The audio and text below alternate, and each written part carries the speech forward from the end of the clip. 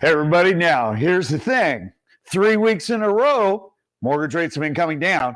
Kind of predicted based on last week's metrics and the week before. We're starting to see some really good inflationary numbers. Well, hopefully they're heading in a downward trend because energy costs are up 20% year over year. Some food costs, other things like that, up over 30%. And that affects our pocketbook. So let's talk a little bit about the market. Let's talk about what's going on.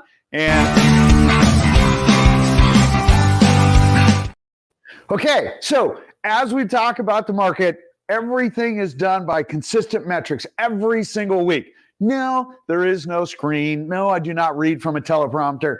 That is probably obvious as I go through this each and every week because I do enjoy it. The goal is to get you really good information. So when we pop up here, we take a look at this. It says June is shaping up nicely. Bigger test yet to come. That means we have some more information that is going to be coming up on typically Wednesdays. But here's the thing.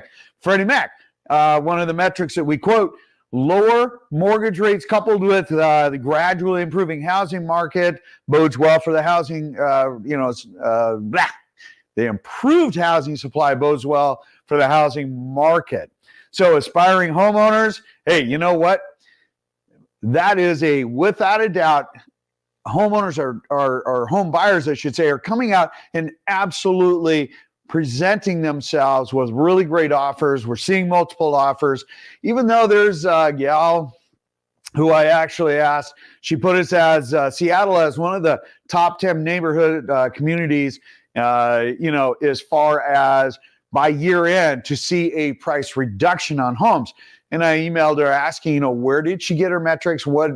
How did she arrive at that? And I didn't get an answer at all. But I am hopeful because I'm super curious. You see, here's the thing. Let's pop this. Let's just jump ahead, right? Here's the thing. I'm going to bypass a couple of things. Look at this. Now, when we take a look at what's coming on market, we have 1,390 homes that came on market. We had 1,390 homes that went off market. Now, granted, there were 760 homes that had a price reduction. But here's the funny thing. If our market is struggling and we're going to be seeing a decrease, that means that we need a much larger volume of homes coming on the market, okay?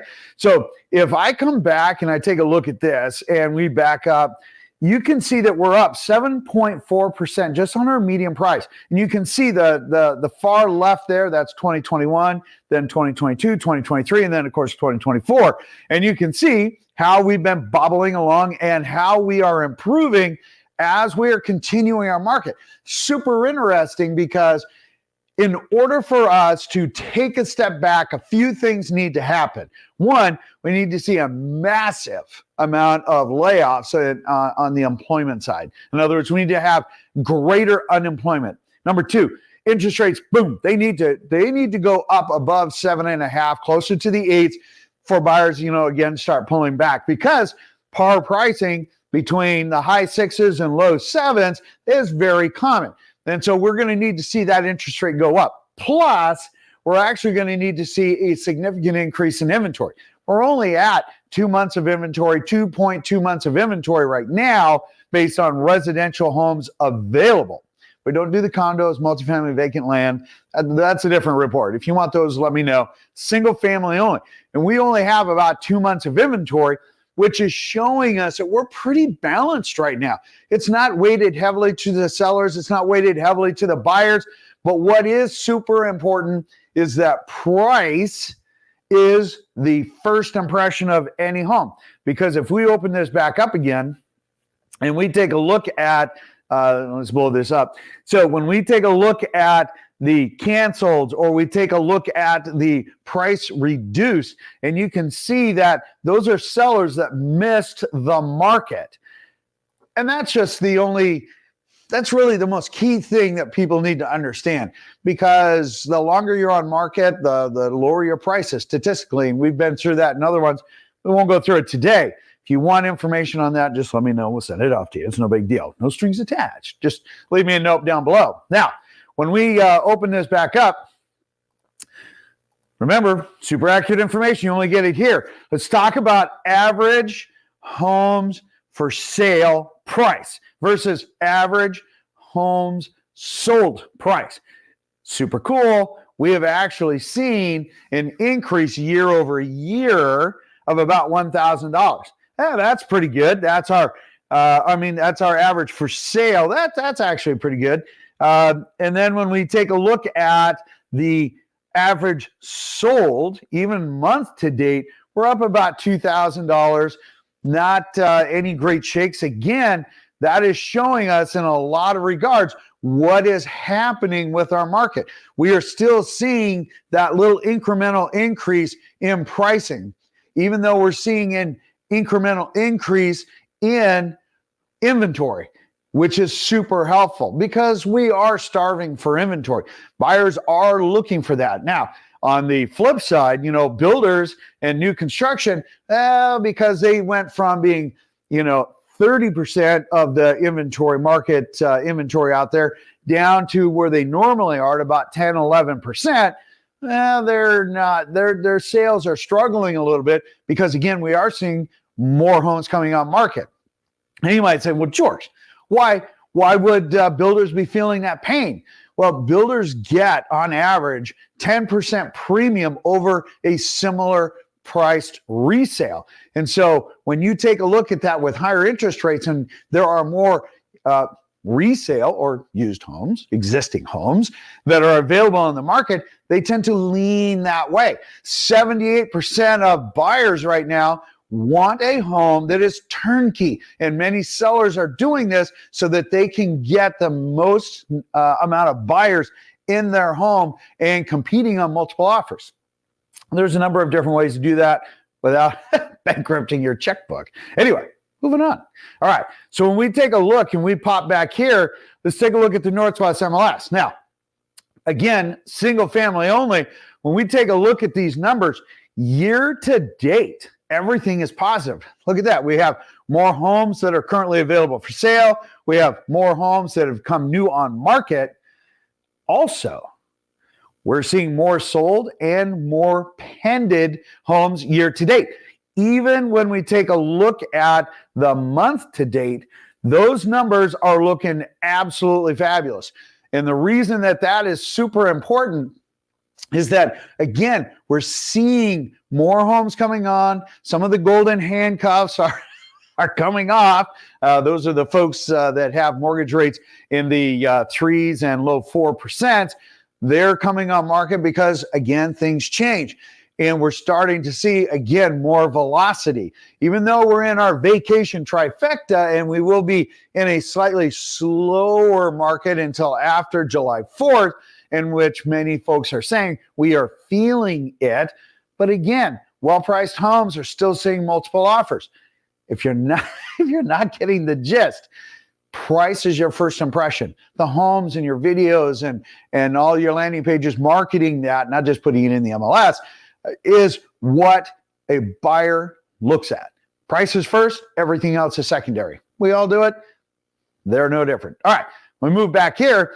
Let's take a look at new construction. Now, I just said with new construction, we were taking a little bit of a beating.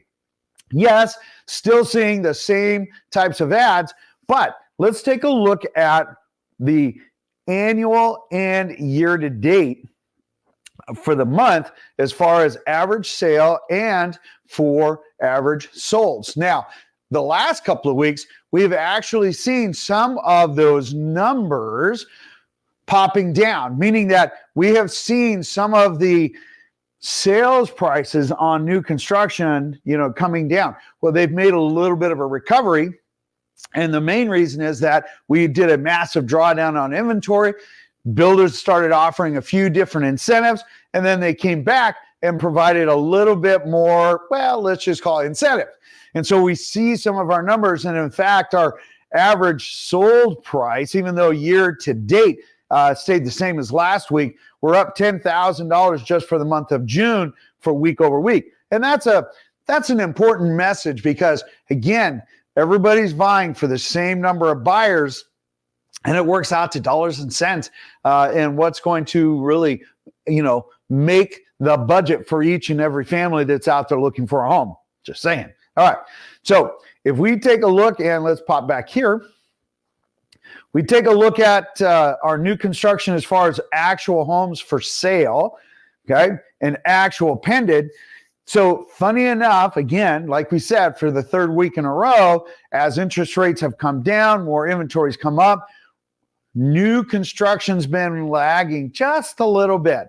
For the month of June, when we take a look at it, just, year over year, you can see, look, we're down 52 homes and only one pended home. Not, those aren't just absolutely crazy numbers by any stretch. And in fact, still very modest. Are we going to expect a huge burst as we get to month end? Yes, that is always the best time to look at new construction because plats need to get homes under contract, to, balance those numbers.